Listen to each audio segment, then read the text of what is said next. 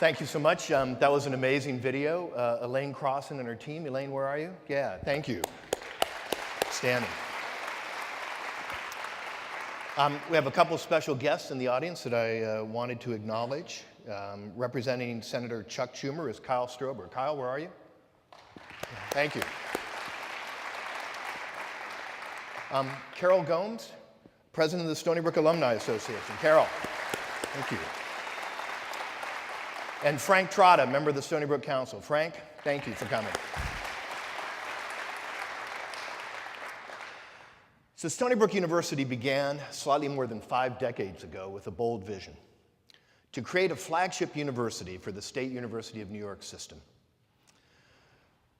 A university that would rival the best public universities in the nation. We've made significant progress towards realizing that goal.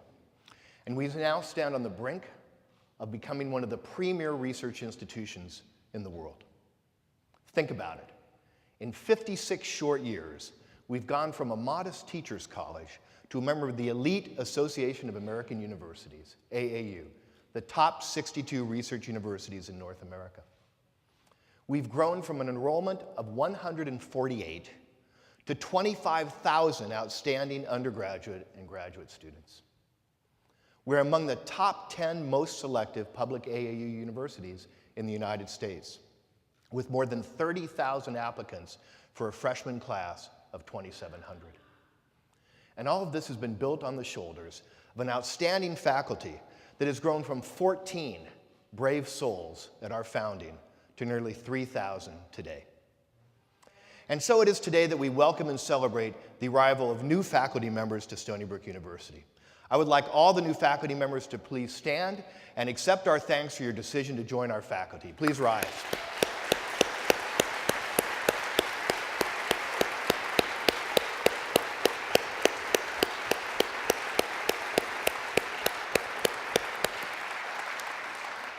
I want you to accept this applause as a mark of our commitment to support you in all of your academic endeavors. You joined some amazing colleagues. And today at 4 p.m., I invite you and everyone on campus to join me at Melville Library as we unveil the Faculty Honor Wall. It honors those faculties who have achieved extraordinary external recognition, including our Nobel laureates, members of the National Academy of Sciences, the National Academy of Engineering, the Institute of Medicine, and many, many more.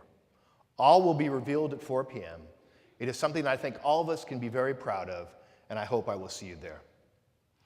I'd also like to take this opportunity to acknowledge 3 new members of my senior leadership team. Each comes with unique expertise for their critically important role in furthering the mission of our great university. Cole Camplease, Vice President for Information Technology and Chief Information Officer. Cole, please stand.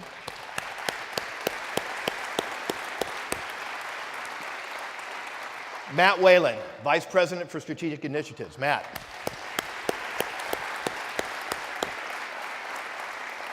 And Chuck Tabor, Dean of the Graduate School and Vice Provost for Graduate Education. Chuck.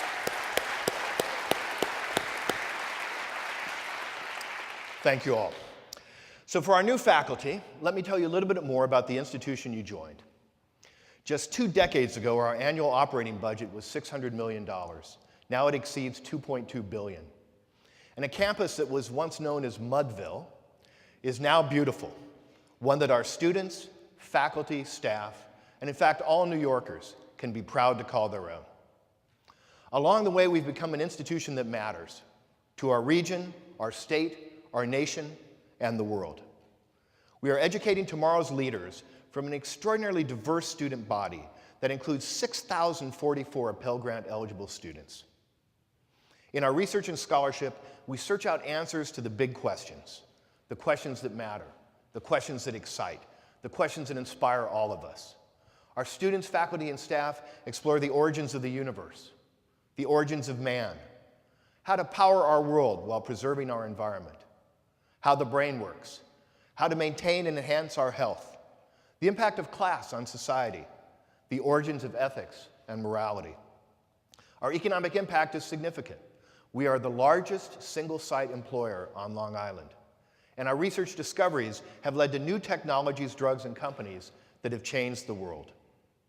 We support a vibrant arts community, outstanding athletic programs, and provide state-of-the-art healthcare to our neighbors near and far. Our campus is unbounded.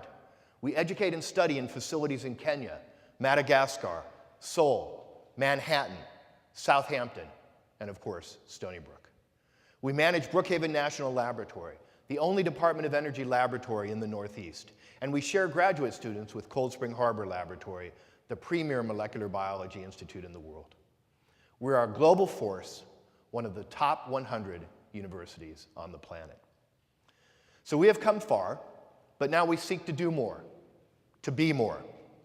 We want to expand the scope and scale of our extraordinarily successful programs for educating economically disadvantaged students and underrepresented minorities to benefit more students, becoming a national resource for college attainment. We want to be innovators in education, using technology and outcomes analyses to develop new ways to teach that match how our students learn, allowing them to maximize their academic experience while still receiving the critical experiential, social, and cultural experiences that come from being educated right on this amazing campus. We want to grow research, scholarship, and discovery, moving knowledge forward and improving the quality of people's lives. We want to be at the forefront of work that improves human health on Long Island, in our state, and around the world. And we want to be an economic engine, partnering with other great Long Island institutions to help create an innovation economy that can rival any in the world. We are the best public research university in New York. Now we want to become one of the 20 best in North America. Long Island and New York deserve no less. So how do we get to that next level? We have to begin with education. Stony Brook University is committed to innovation in education. We pioneered the integration of research into the undergraduate experience. We've had extraordinary success in developing programs to help economically disadvantaged and underrepresented minority students succeed. And we are developing new approaches to STEM education. But we cannot rest on our laurels. We need to implement innovative strategies to enhance undergraduate and graduate education, to develop world-renowned academic programs that foster student productivity and success. Our faculty have created a new core curriculum designed to help our undergraduates prepare better for the world beyond the university, a world where critical thinking and a basic familiarity with the power of science, technology, the arts, humanities, and social sciences is key to success. Building on some strong existing online courses, a task force of faculty, students, and staff, led by our provost, Dennis Asanas, developed a bold blueprint for expanding our efforts in online learning in MOOCs. We recruited Eric Rabkin to help us develop an online learning laboratory to help interested faculty translate their incredible knowledge to students in the most effective way possible. Our new facilities, such as Fry Hall, will help us with wired classrooms that allow for more effective collaborative learning and help change the way we teach chemistry and the sciences. We know there's not just one way to learn. We are committed to making Stony Brook University a robust learning community that uses online technology, peer and collaborative learning, experiential learning, internships, and of course, direct interactions with our outstanding faculty to help each student achieve their educational goals. And make no mistake, at a time of turmoil and concern regarding the future of higher education, we remain focused on student success. Thanks to the foresight of Governor Cuomo and our state legislators, we have SUNY 2020, which is enabling us to grow our faculty to provide a better student-faculty ratio for instruction, to expand the number of classes and sections available to help with completion, and to provide more opportunities for experiential learning and research. We're also using 2020 funds to expand tutoring on campus, and we're looking at renovating Melville Library to create more learning spaces. And finally, as we innovate, we will measure, and we will determine whether our strategic initiatives are making a difference in critical outcomes, like 4- and 6-year graduation rates, student-to-faculty ratio, and of course, importantly, attainment of graduate studies and employment. Stony Brook is a research university. Research and scholarship at the core of our mission. Every day across the planet and even beyond, Stony Brook researchers are adding to knowledge and making discoveries that increase our understanding of the world and improve our lives.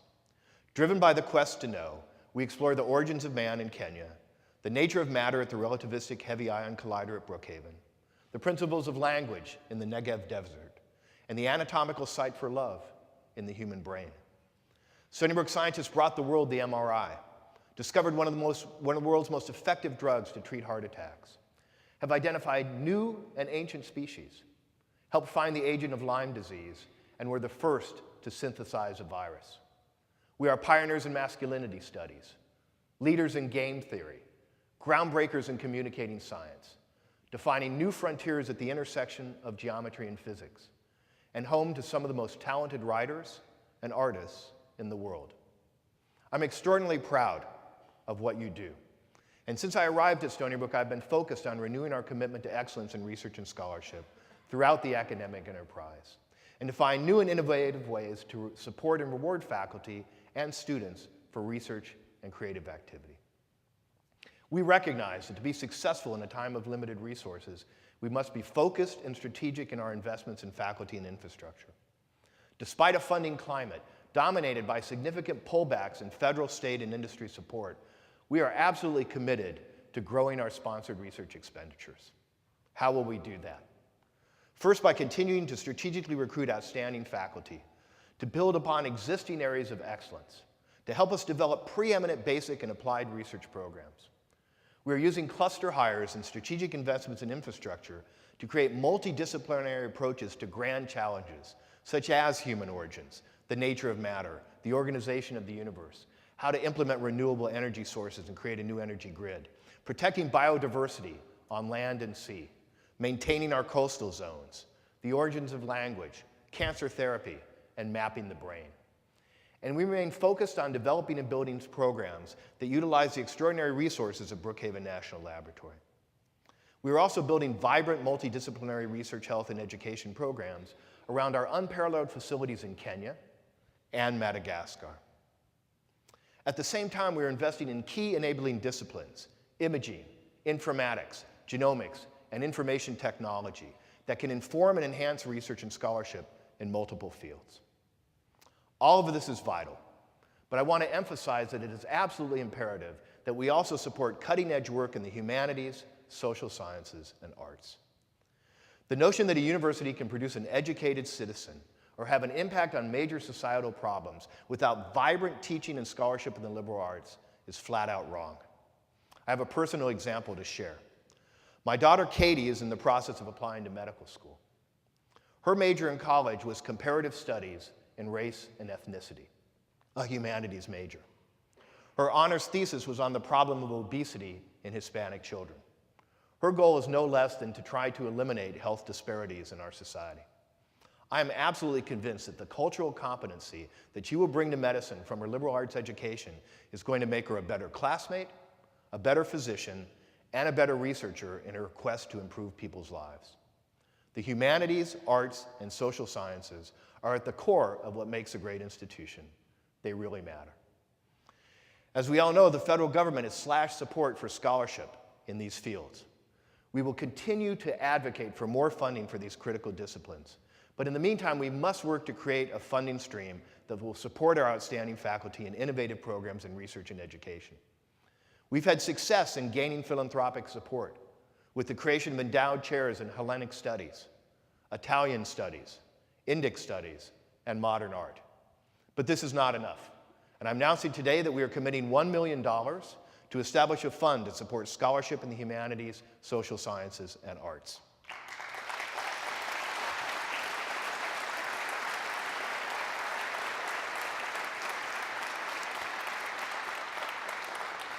This will be in addition to funds already provided by Provost Asanas to support these areas.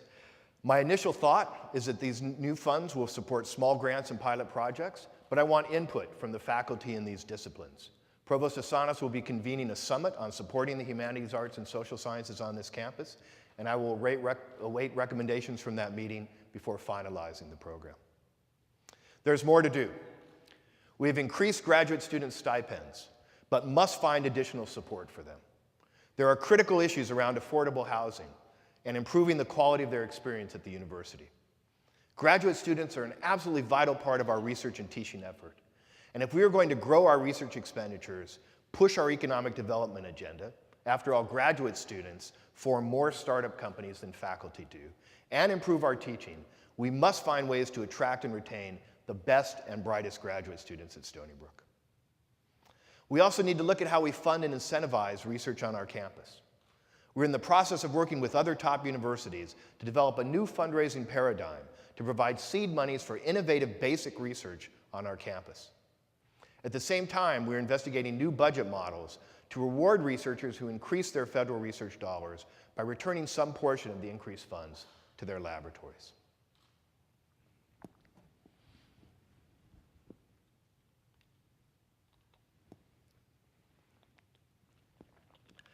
At a time when the national discourse is focused on the rising costs of higher education, student debt, and the value of a college degree, Stony Brook University stands as a model for access to excellence.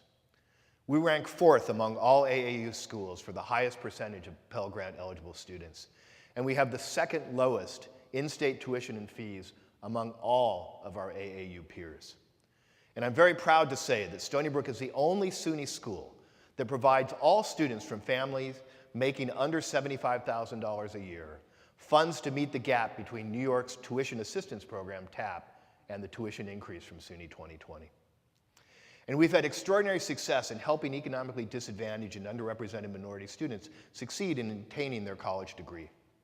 Students in our nationally recognized Education Opportunity Program, EOP, which offers access, academic support, and financial aid for economically disadvantaged students whose high school record falls somewhat short of Stony Brook norms, actually graduate at a higher rate than non-EOP students. And I think that's fantastic.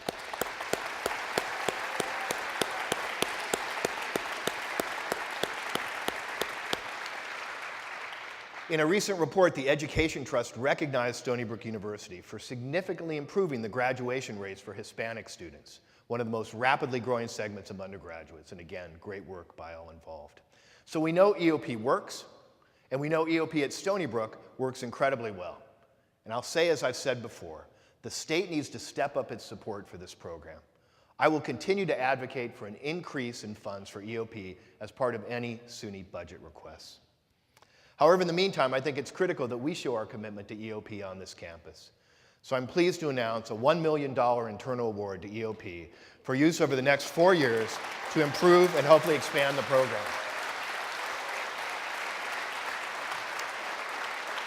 Thank you. Cheryl, I have every confidence that you and your outstanding team will continue to make a difference in the lives of many students, and I thank you and them for everything that you do for Stony Brook. Again, thank you.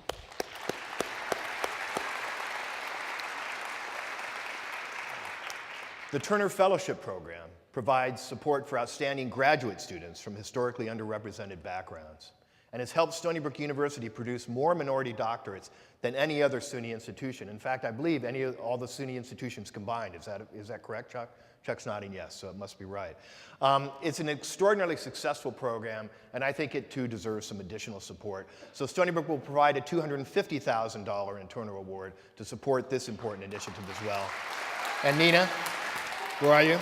There you are. Thank you. Congratulations to you and your team as well, and again, my thanks. We've also implemented programs to help better prepare K through 12 students from low-income neighborhoods for application to Stony Brook University. Collaborating with Marion Wright Edelman and with Dean Charlie Robbins leading the initiative, we established the first Children's Defense Fund Freedom School on Long Island, where Stony Brook University, students, faculty, and staff provide an outstanding enrichment program for 3rd graders from 2 low-income neighborhoods. While of course it is too early to see the long-term impact of this program on the children, it was wonderful to see the positive effect on the Stony Brook University students, faculty, and staff that participated. My office is committed to fund this program for an additional 4 years to ensure its stability and chance for success. And again, thank you for everybody who's involved in that.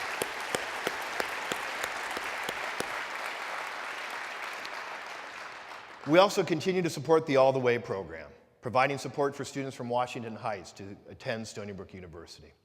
I think we can all be very proud of all of these programs, but there remains much to be done. We will work to maintain and continue to grow the diversity of our student body, while, and this is critically important, developing new programs to increase the diversity of our faculty and staff. because that is necessary to improve the environment on our campus and help provide the best role models and mentors for our students. And again, very much support David Ferguson and his work, and we'll continue to push that forward. Stony Brook is a global university with a footprint that extends from Manhattan to Madagascar, and students from more than 100 countries on our home campus. We recruit internationally, engage with many universities for study abroad programs, and strongly support individual faculty as they engage in collaborative research around the world. But to truly have a global impact, we have focused our institutional resources on 3 unique and exciting initiatives. Stony Brook is the founding institution in the Songdo Global Campus, becoming the only American university accredited in Korea. The Songdo campus is an innovative, truly collaborative international university where multiple schools will present their best programs, attracting students from all over the world. Stony Brook University already has a strong reputation in Korea, with a number of distinguished Korean alumni. And we believe providing superb undergraduate and graduate programs in Korea will provide new opportunities for our students to study abroad there, will increase the number of outstanding international students receiving a Stony Brook education, and will lead to new research and industry collaborations with Korean partners. Africa has been called the continent of the future, and Stony Brook University is there. The Turkana Basin Institute, founded by Stony Brook faculty member Richard Leakey, is the world's preeminent field site for studies of human origins. With 2 state-of-the-art facilities on each side of Lake Turkana in Kenya, researchers from around the world can study human evolution in the cradle of mankind. And Stony Brook students can learn about human origins, archaeology, geology, entomology, as well as critical environmental social issues at Turkana Basin's world-renowned field school. Madagascar's unique flora and fauna make it a global treasure, one of the most important areas in the world for the study of biodiversity. Stony Brook faculty member Pat Wright, an expert on lemurs, helped found the Ranamafana National Park in Madagascar, preserving a vast tract of rainforest and hundreds of unique species. The park is home to the Centro Val Bio, a new state-of-the-art laboratory and educational center that supports research and students from around the globe studying biodiversity. The new Stony Brook University Global Health Institute, generously supported by Jim and Robin Herrnstein, will utilize Central Val Bio in its mission of developing innovative approaches to critical public health issues in Madagascar, coupling basic and applied research with state-of-the-art clinical care. So with unparalleled facilities in 3 key regions of the world, partnerships with some of the leading universities on our planet, and our commitment to tackle the big questions anywhere on the globe, we're ready to make a difference. The transformation of the Stony Brook campus over the past 3 decades has been remarkable. In every aspect, classrooms, research buildings, the grounds, athletic and recreational facilities, dormitories, and dining halls, the campus has truly started to embody the outstanding faculty and students that call Stony Brook University home. But the change goes beyond brick and mortar. Our campus is home to a vibrant arts community, featuring outstanding students and faculty, as well as some of the leading artists in the world who perform at world-class venues like the Stoller Center and the Wong Center for Asian Studies, enriching our campus and the surrounding region. Our athletics program has become a critical part of our identity and our regional and national outreach. In fact, the culture of our campus has really changed, from a commuter school to a residential university with a world-class medical center. It's a secure and welcoming place, a place of art and beauty, a destination for our region, a place where people can learn, educate, explore, discover, create, communicate, compete, be healed, and be entertained. The challenge is how to maintain and continuously improve our campus, how to make sure we support our educational research missions, safely house our students, provide the best medical facilities, and support our art and athletics programs. And of course, all of this should be done in the most energy-efficient way. We are committed to building only LEED certified structures and to reducing our carbon footprint. And if we're going to remain competitive in all of our endeavors, we must have a state-of-the-art IT infrastructure, requiring investment in wireless, data storage, communications, and cybersecurity. In collaboration with SUNY and the Construction Fund, and with the leadership of Senior Vice President for Administration Barbara Chernow, we have developed a comprehensive 10-year plan for the main campus, a plan that provides for critical renovations, new classroom spaces, new dormitories and dining facilities, the repurposing of the South Campus to residential areas with new homes for SOMAS and the School of Dental Medicine, and a massive renovation of the Student Union, just to name a few. Thanks to support from New York City 2020 and philanthropy, we are ready to break ground on one of the largest projects ever undertaken at Stony Brook University, the new Medical and Research Translation, MART building, and a new hospital bed tower addition designed to support the extraordinary activities at Stony Brook Medicine. We have to make sure that we obtain the capital to pursue these vital projects, and we must obtain a restoration of our critical maintenance funding to keep this campus functioning at the highest level. We must invest if we want to improve our outstanding athletics program, which has become a powerful asset to the university, while making sure that it maintains our fundamental commitment to students and their academic success. So the days of Mudville are long gone, but there is much to do if we're to fully support our students, faculty, and staff in their remarkable endeavors. Of course, it takes resources to make this possible, and one of our critical investments in the next 5 years will be in advancement. We've had extraordinary success in fundraising, surpassing all previous records over the past 3 years. And I want to take this opportunity to thank Jim and Marilyn Simons and the Simons Foundation for everything they did to help make this possible. But I'm proud to say that they were not alone in their support. And there are now thousands of individuals who are investing in this great institution. I want to extend my thanks to each and every one of them. Their generosity is supported by the remarkable work of our advancement office, led by Dexter Bailey. Dexter, congratulations on it.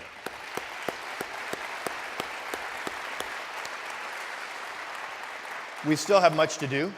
Philanthropy is critical to our success, for it provides the margin of excellence.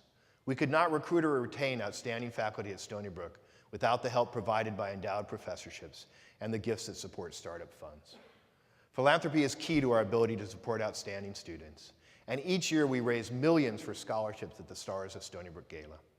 So you will not be surprised to learn that our quest for resources never stops, and every day we will continue to get the message out about the remarkable things that are happening at Stony Brook University, telling the stories about how investment in this university can have an enormous impact on people's lives. I want to conclude by talking about our critical role in improving the economic growth, health, and quality of life in our region. Stony Brook is absolutely vital to Long Island's economic future. Innovation economies depend on research universities. Every successful economic ecosystem, Silicon Valley, Route 128, the Research Triangle, has had a research university or more than one research university as its anchor. Stony Brook is already incubating more than 44 startup companies, but we are poised to do much more. The new Startup New York program turns the Stony Brook University campuses, most importantly the Research and Development Park, into tax-free zones where selected industries can locate or establish research or manufacturing enterprises without any state or local tax liability, including corporate, property, and personal income taxes. This program is designed to attract companies from out of state and help startup companies thrive in New York. The potential benefits to Stony Brook and Long Island are enormous. Students will benefit from new internship, research, and career opportunities. Faculty from the potential of new research space and new research collaborations. And the region from an influx of high technology jobs. This will be a game changer, and we're working at full speed to get Stony Brook's program underway. And I want to thank Vice President for Economic Development, Yakov Shamash, and Vice President of Strategic Initiatives, Matt Wayland, who are taking a leadership role on that. Thank you.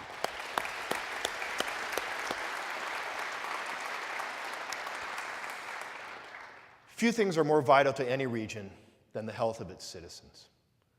Under the outstanding leadership of Ken Kashansky, Senior Vice President for the Health Sciences and Dean of the School of Medicine. Ken?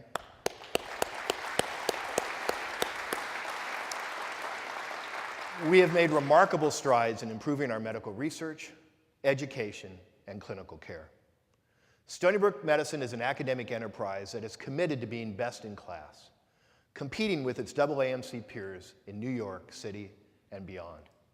And the beneficiaries of our aspiration to be the best are the citizens of this region, who can continue to expect better and better medical care, with the opportunities for innovative therapeutic and diagnostic approaches that only an academic medical center can bring. Our investments in new technology, including one of the first PET MRI scanners in the country, will continue to drive our research and clinical care agenda forward to the benefit of all. In addition to being an engine for economic development and playing a vital role in delivering superb healthcare to Long Island, Stony Brook University is also a destination for the fine arts and entertainment on Long Island. The Stoller Center, celebrating its 25th anniversary this year, has become a regional treasure, providing our campus and the surrounding area with amazing local, national, and international talent, programs that both educate and entertain. Anchored by our extraordinary Emerson String Quartet, this year promises to be the best ever and is a testimony to Alan Engel's creativity and leadership. Alan, thank you.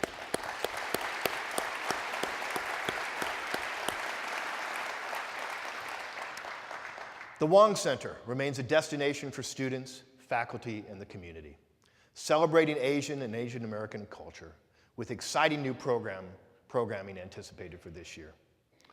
Finally, our athletic teams represent not only Stony Brook University, but this region, attracting students, faculty, staff, and so many members of the community to Laval Stadium, Joe Nathan Field, and very soon, the newly renovated Stony Brook University Arena, a striking venue that will become home court of our outstanding men's and women's basketball teams.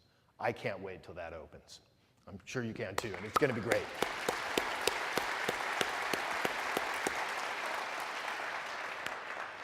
So in conclusion, the state of the university in 2013, my 5th year at Stony Brook, is strong. Like other public universities, we face many challenges. But over the past 2 years, we've had great support from the governor, the legislature, from many friends of the university, and we have made very significant progress. There are many uncertainties, external forces that we cannot control. But today we face them with renewed vigor, confident in our resilience, and in the rightness of what we do for our students and society. Thank you very much.